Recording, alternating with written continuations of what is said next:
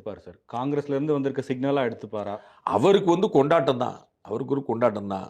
அண்ணன் செங்கோட்டையன் இணையிறாரு, அண்ணன் நாஞ்சில் சம்பத் இணையிறாரு, காங்கிரஸ் வந்து பேசுதுன்னு மோஸ்ட் வாண்டட் பார்ட்டியா அவர் தன்னை அடையாளப்படுத்துவார். அதுக்கு வந்து சிச்சுவேஷனே உதவுது. அவர் முன்னிறுத்தி அவருக்கு காங்கிரஸ் தலைமையோட நல்ல நட்பு உண்டு. அவருக்கு வந்து திரு ராகுல் காந்தியோட நல்ல புரிதல் உண்டு. நம்ம பார்த்தோம் கரூர் ஸ்டாம்பேட்ல போய் அவர் பேசினாங்கன்னு நம்ம கேள்விப்பட்டோம். அப்போ வந்து அவரால ஒரு சில விஷயம் ரீச் பண்ண முடியும். தாவேகா கூட காங்கிரஸ் சேர்ந்துச்சு வச்சுக்கோங்களேன். ஆட்சியை பிடிக்க முடியுதா இல்லையான்னு சொல்ல முடியாது. அடுத்த கட்டம். ஆனா மண்ணா போயிடாது. ஒண்ணும்லாம் போயிட்டாங்கப்பா. போய் 2 எம்எல்ஏ இதுக்கு தேவையா இவ்வளவு வாய் பேசினாங்க. அப்படிங்கிற இடத்துக்கு போயிடாது. அது ஒரு ஃபார்மிடபிள் அலைன்ஸா இருக்கும். சந்தேகத்தில் இருக்கக்கூடிய மற்ற சில பேருக்கு இன்னும் துணிச்சலை தரும். திமுக கூட்டிலிருந்து இன்னும் 2, 3 பேர் வெளியே வரலாம்.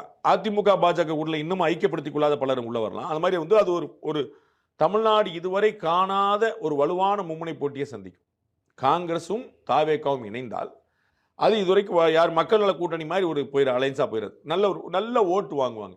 சீட்டு வாங்குவாங்களா இல்லையாங்க நம்ம அடுத்த கட்டமா நம்ம பார்க்கணும். யார் யாரெல்லாம் சேர்ந்தாங்க. அப்போ வந்து அகில இந்திய தலைமையே விரும்புதுங்கிறனால அவங்களுமே வந்து எக்ஸ்ப்ளோர் பண்ண அவங்களுடைய எண்ண ஓட்டத்தை தான் இவர் செயல்படுத்துறாரு.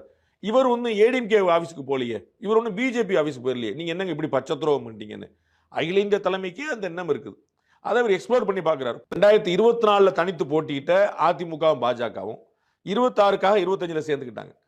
அது மாதிரி நாம இன்னைக்கு தனித்து போட்டிடுவோம். 29க்கு இன்னும் காலம் இருக்குல்ல, தேர்தல் முடிவு சரியா வரலன்னு திரும்ப போய்க்கணும் அப்படின்னு அவங்க. ஏன்னா அன்னைக்கும் திமுக காங்கிரஸ் தேவைப்படும். உங்களுக்கு புரியுங்களா? காங்கிரஸ் கட்சி இல்லாம பாராளுமன்ற தேர்தலை திமுக எதிர்கொள்ளாது. அதாவது ஒரு தேசிய கட்சி இல்லாம, காங்கிரஸ் கட்சிகளோட ஒரு தேசிய கட்சி இல்லாம. அப்ப அவங்களுக்கு அதனால என்ன நினைப்பாங்க, நமக்கு எப்படி பார்த்தாலும் அப்பர் ஹேண்ட் தான். we have nothing to lose. தமிழ்நாட்டில் நம்ம ஆட்சி இழந்துற போறோமா? நம்ம ஆட்சியிலே இல்ல. So this is the right time to take the risk அப்படின்னு காங்கிரஸ் கட்சி நினைக்கும். திமுகவோட இருக்கக்கூடிய எல்லா கட்சிகளுக்குமே நேச்சுரலா ஒரு கேரக்டர் உண்டு சார். அவர்கள் திமுக அதிமுக அல்லாத ஒரு ஆட்சி அமைக்க விரும்புகிறவர். அதுதான் அவங்களுடைய நேச்சுரல் குணம். அவங்களுக்கு வந்து அந்த மனதில் திரு மூப்பனாருடைய டாக்டரின் வந்து திருமாவளவன் அவர் தான் அவருடைய மென்டாரா இருந்து வழிநடத்துவார். அப்போ அதிமுக திமுக இல்லாத ஒரு கட்சியை கொண்டு வரணும் அப்படிங்கிறது அவங்களுடைய எண்ணம்.